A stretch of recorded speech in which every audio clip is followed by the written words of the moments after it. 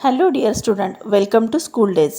Maharashtra state board standard 8 science chapter number 5 या चॅप्टरमध्ये आपण महर्षी कणाद यांच्याविषयी डिटेल इन्फॉर्मेशन पाहिली आहे. आज आपण डाल्टन्स ॲटॉमिक थेअरीविषयी डिटेल इन्फॉर्मेशन पाहणार आहे.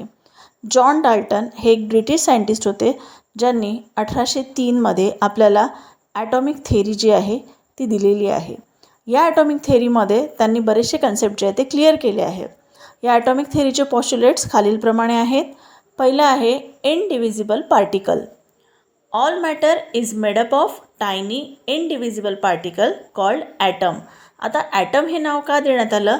बिकॉज ग्रीक फिलॉसॉफर होते डेमोक्रिटस यांनी हे नाव दिलेलं आहे. बिकॉज ग्रीकमध्ये ॲटोमॉस या शब्दाचा अर्थ होतो one which can not be cut, म्हणून याला ॲटम असं नाव देण्यात आलं. आयडेंटिकल ॲटम्स, कुठल्याही एका एलिमेंटचे सगळेच्या सगळे ॲटम्स जे आहेत ते आयडेंटिकल असतील, म्हणजे त्यांचं मास सेम असेल, त्यांच्या केमिकल प्रॉपर्टीजसुद्धा सेम असतील. फॉर एक्झाम्पल जर आपण हायड्रोजन घेतलं तर हायड्रोजनचा कुठूनही तुम्ही ॲटम आणा, ते सगळे ॲटम्स हायड्रोजनचे सारखे असतील. युनिक एलिमेंट्स, याचा अर्थ असा होतो की जर तुम्ही डिफरंट एलिमेंट घेतले तर डिफरंट एलिमेंटचे ॲटम्स जे आहेत ते डिफरंट असतील. देन आहे conservation of mass.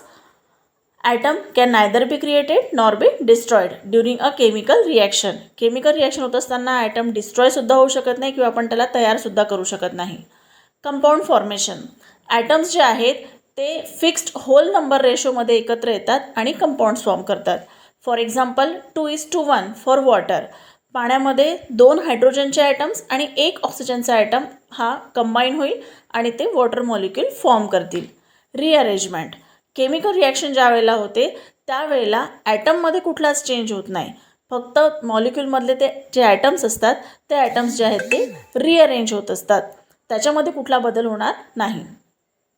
Billiard ball.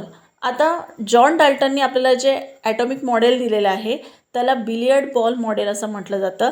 हे जे ॲटमचं मॉडेल आहे डाल्टननी असं सांगितलं की हे सॉलिड आहे, हार्ड स्पियर आहे आणि याच्या आतमध्ये कुठलं स्ट्रक्चर नाही आहे, कारण त्यावेळेला प्रोटॉन, न्यूट्रॉन्स किंवा इलेक्ट्रॉनचा शोध जो आहे तो लागलेला नव्हता.